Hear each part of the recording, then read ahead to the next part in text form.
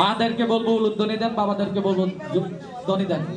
জয় জয় দুর্গা মা পিতে, ও হরি হরি বলো, ও হরি হরি বল।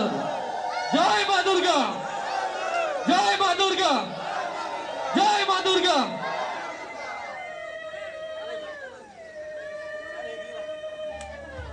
সুধী আগত ভক্ত সজ্জন, আমাদের পথ চলার 10ম বর্ষ পূর্তি উপলক্ষে ত্রিশূল সংঘের পক্ষ থেকে সকল দর্শনার্থীদের জানাই শারদ প্রীতি শুভেচ্ছা ও ভালোবাসা। আমাদের ত্রিশূল সংঘের এবারের আয়োজন ভক্ত প্রহ্লাদ। আসুন আমরা সবাই ভক্ত প্রহ্লাদের ভক্তি আর বিশ্বাসের এই মহোৎসবের সাক্ষী হই। কাশ্যপ ঋষি ও দক্ষের মেয়ে দিতির 2 ছেলে ছিল। তারা হলো হিরণ্যাক্ষ ও হিরণ্যকাশ্যপ। এরা ছিল দানব বা অসুর।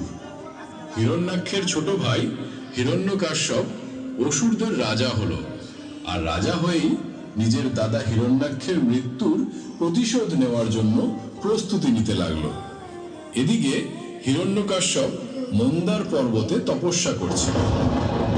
ওম ব্রহ্মদেবায় নমঃ, ওম ব্রহ্মদেবায় নমঃ। হিরণ্যকাশ্যপ, আমি তোমার তপস্যায় সন্তুষ্ট হয়েছি। বলো বলো কি বর চাও? প্রণাম ব্রহ্মদেব। আমি আমার ভ্রাতা হিরণ্যাক্ষের মৃত্যুর প্রতিশোধ নিতে চাই, আর তার জন্য আমার অমরত্বের প্রয়োজন। আপনি আমাকে অমরত্বের বর দিন।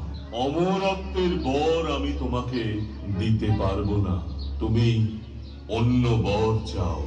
তাহলে আমাকে এমন বর দিন যাতে আমার মৃত্যু কোনো মানুষ, দেবতা বা পশুর হাতে হবে না। আমার মৃত্যু না দিনে না রাতে হবে। আমার মৃত্যু না হবে ঘরের ভেতরে আর না হবে ঘরের বাইরে, না পৃথিবীতে না স্বর্গে আর না পাতালে। আবার কোনো অস্ত্র শস্ত্রের দ্বারাও আমার মৃত্যু হবে না। তথাস্তু। আমি আজ থেকে অমর, আমার মৃত্যু নেই।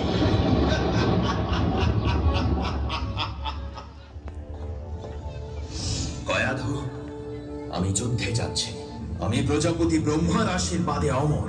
দেবতারা আমার কিচ্ছু করতে পারবে না। আমি ওই ইন্দ্রকে স্বর্গ থেকে তাড়িয়ে তারপর বিষ্ণুকে পরাজিত করব। হে পিতা, আপনি শ্রী বিষ্ণুর সঙ্গে যুদ্ধ করতে যাবেন না।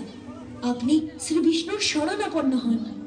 বলুন, ওম নমো ভগবতে বাসুদেবায়। এসব কি বলছো তুমি প্রহ্লাদ? ওই শ্রী বিষ্ণুর শরণাপন্ন আমি হব?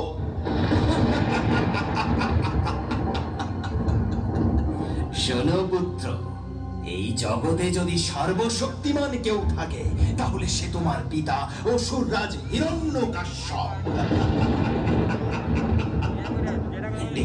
ডেকে আন তোর বিষ্ণুকে। কোথায় থাকেন তিনি? ভগবান শ্রী বিষ্ণু সব জায়গাতেই থাকেন। তুমি যদি তাকে ভক্তি ভরে ডাকো তাহলে তিনি অবশ্যই আসবেন।